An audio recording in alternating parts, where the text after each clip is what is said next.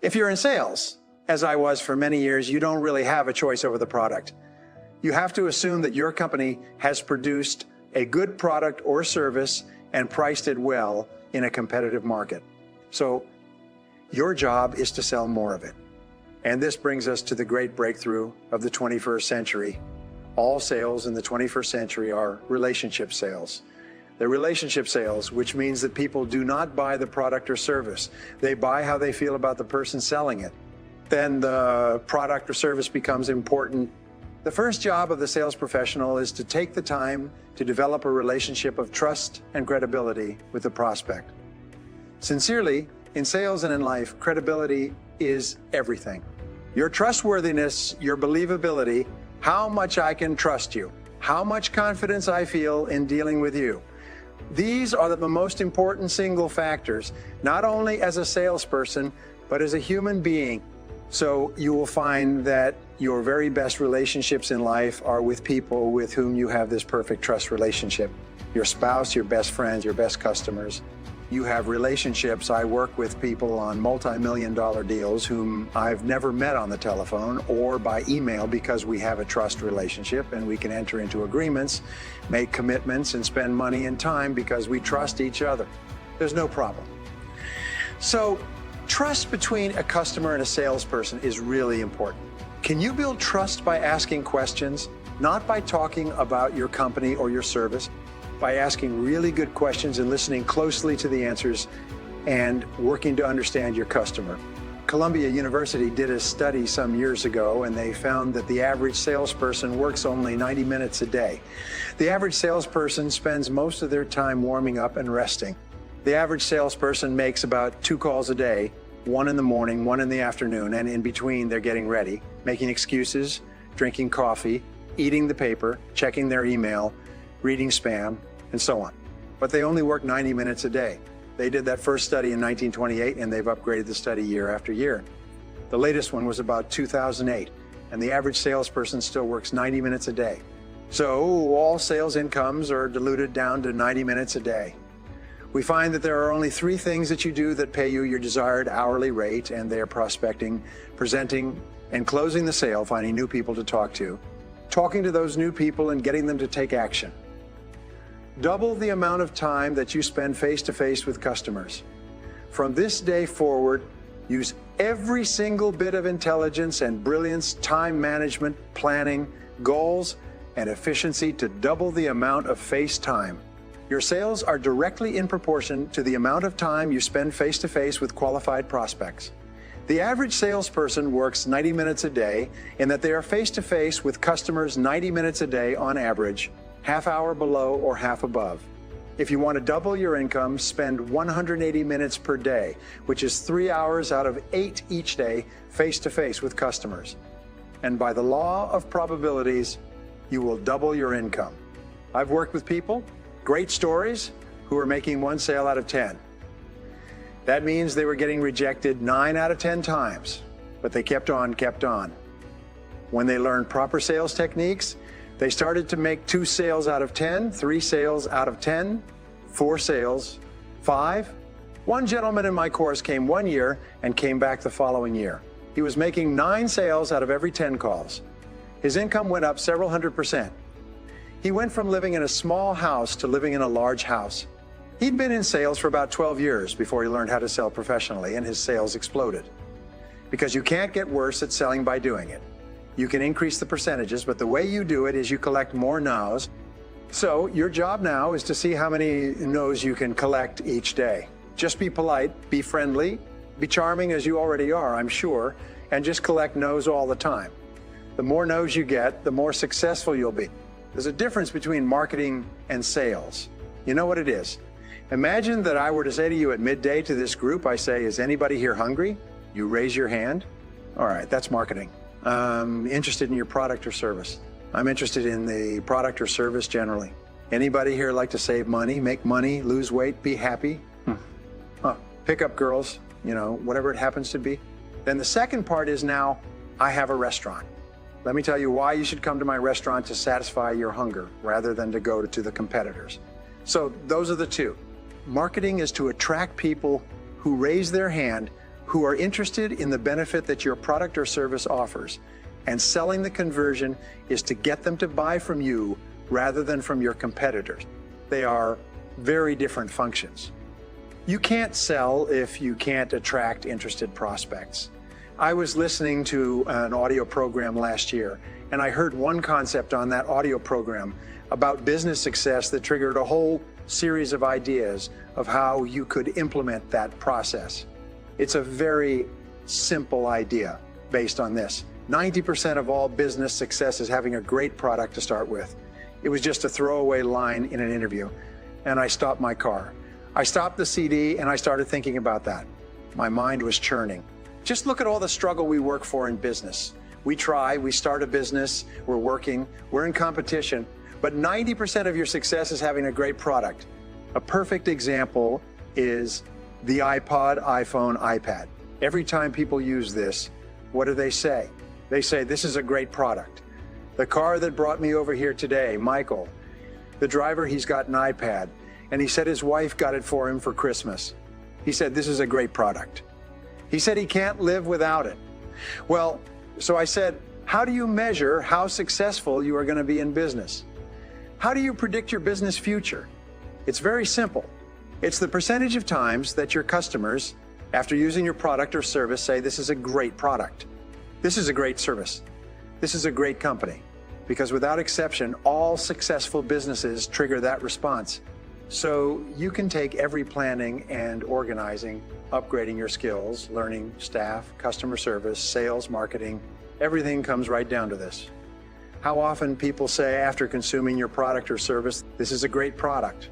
We went to a wonderful Indian restaurant just around the corner from the hotel last night. So we said to the concierge, is there an excellent restaurant around here? The concierge asked, what kind of food would you like?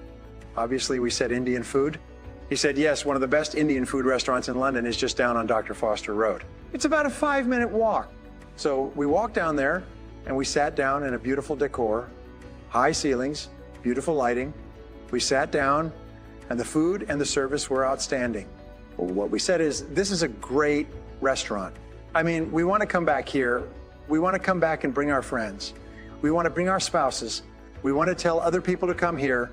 If you can trigger that reaction in your customers, then your future is guaranteed. Now, an important point. No company starts off with a product or service that triggers that reaction. The first product or service may satisfy some people, but now you just improve it. You just continue to improve it until you hit that critical point where people started saying, this is a great product.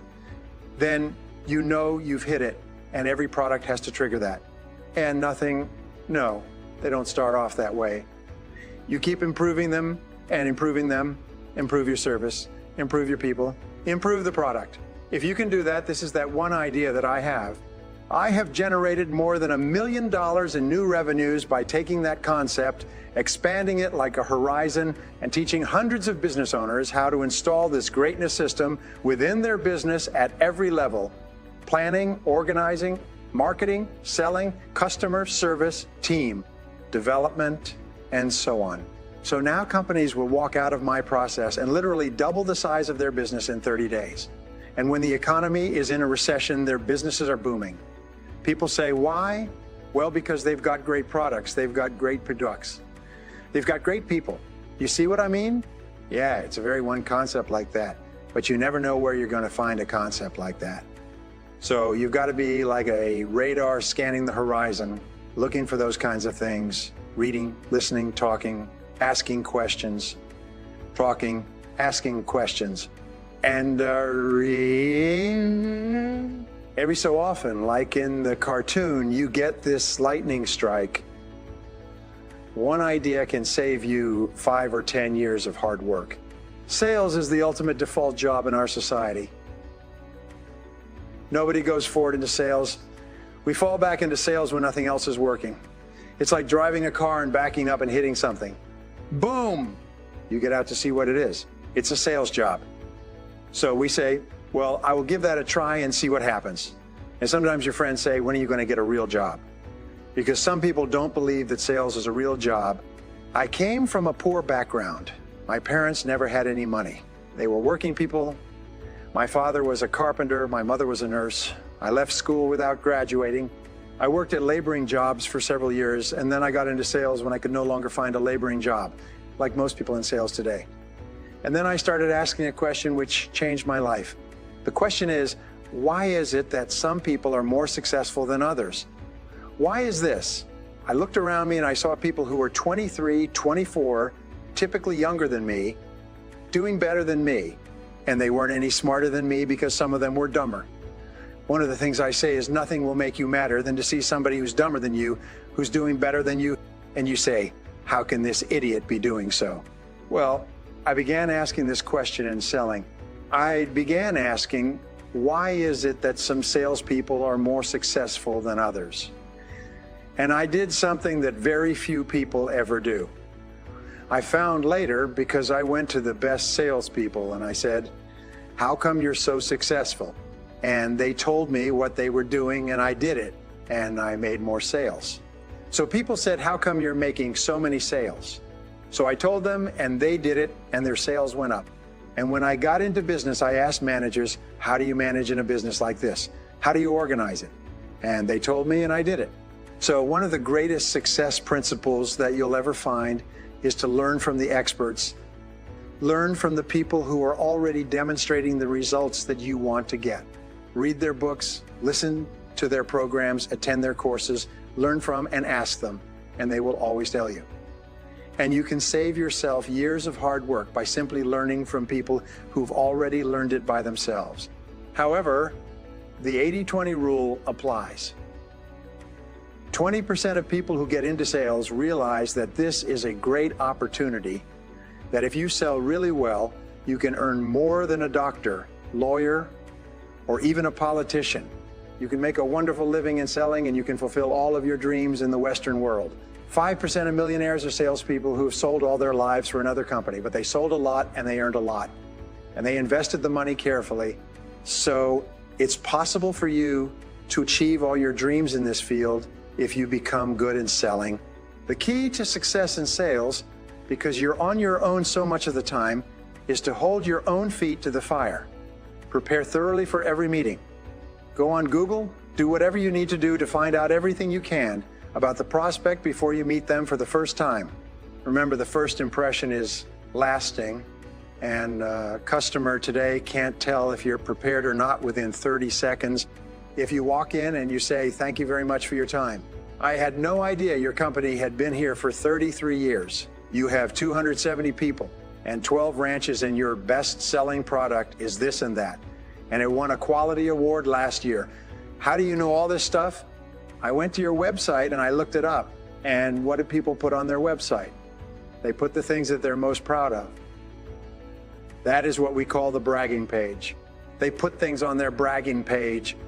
So you go to their website and you'll learn the things that they are most proud of as a company. And if you feed it back to them and say, look at your website, wow, that's pretty good material I see. Gee, we can't even get our own people to look at our website, much less outside people. And you know what? Your credibility goes straight up and their fears, skepticism, and negativity go straight down. There's an inverse relationship between the two.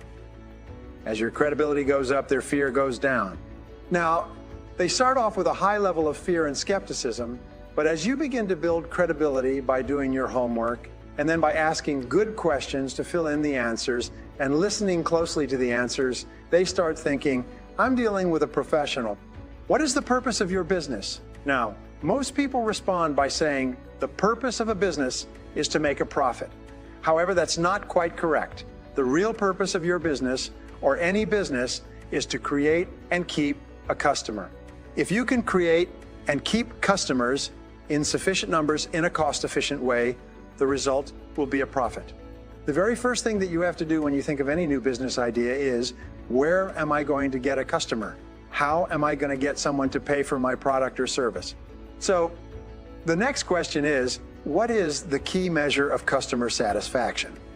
And the answer is repeat business. Repeat business is where the customer buys and buys again and brings their friends. So the key measure of business success is the customer buying from you rather than from someone else, buying from you again and bringing their friends. And this brings us to the ultimate question which determines your success or failure in business. And the question is this: you ask this on a regular basis of your customers. Here it is. Based on your experience with us at this time, would you recommend us to others? Would you tell your friends, your associates, members of your family to buy from us based on the way that we treated you? On a scale of 1 to 10, and here's what we discovered. People who give you a grade like 9 or 10 will represent 85% of your repeat business and 85% of your referrals to other people. What you have to do from now on is ask your customers in every way possible how we did. Did you like us? Did we take good care of you? How could we do it better? On a scale of 1 to 10, how was our service? And if the customer says, well, it was 6 or 7 or 8, what you do is you say, what would we have to do next time to earn a 10 from you? And then orient everything you do in your business to get 10s as many times as possible from as many customers as possible, and that will guarantee your success. Here's a key way for you to achieve all your sales goals, and it's simple. It's very important to break your sales goals down into the activities necessary to achieve them. You see, you can't control the sales themselves because they can go sideways for 1,000 reasons, but you can control the activities which yield or lead inevitably to those sales by the law of probabilities. So the more precise you are about activities, the more likely it is that you will accomplish your sales and your income goals. So here's an exercise for you to complete in order to break down your goals into the precise activities you have to do to achieve each one of them. Start off with your sales volume and your income goal. How much do you want to earn? How much do you want to sell? How many sales will you have to make in order to achieve that? Work out what you earn per sale and divide that into your earnings goal. For example, if you want to make $75,000 this year at $500 per sale, you'll have to make 100 sales. Now, figure out the number of calls you'll have to make. You say, well, I'll have to call on roughly 15 people before I make a sale, so therefore I'll have to make 1,500 calls. Now, here's an important point. Keep track of your call activity every day so that you can measure how well you're doing. So how many presentations will you need to make to close 100 sales? Work it out. Maybe you'll have to make 3 presentations for each sale. So you say, well, I need 300 presentations to make 100 sales. Write it down. What about the number of proposals? Well, 1 out of these prospects out of 3 actually buys, so the other 2 need proposals. So I need 200 proposals. And lastly, daily activities. How many people will I have to call on every day in order to achieve my goals? Daily, weekly, and monthly. If you break it down like that, then the first thing you do Monday morning at 8 o'clock is you start working on your numbers. Your job is to hit your numbers, and if you hit your numbers every single day, sure as God made little green apples, you're going to hit your numbers every week and every month. You'll have high weeks and low weeks and high months and low months, but the average overall is that you'll hit your targets again and again. See, the big mistake we make is we don't get our numbers on Monday or Tuesday or Wednesday, and then we really pour it on Thursday and Friday. And Friday, we finally work at it for a couple of hours in that critical moment, and we say, I'll work on it twice as hard next week. And we get further and further behind. Thank you.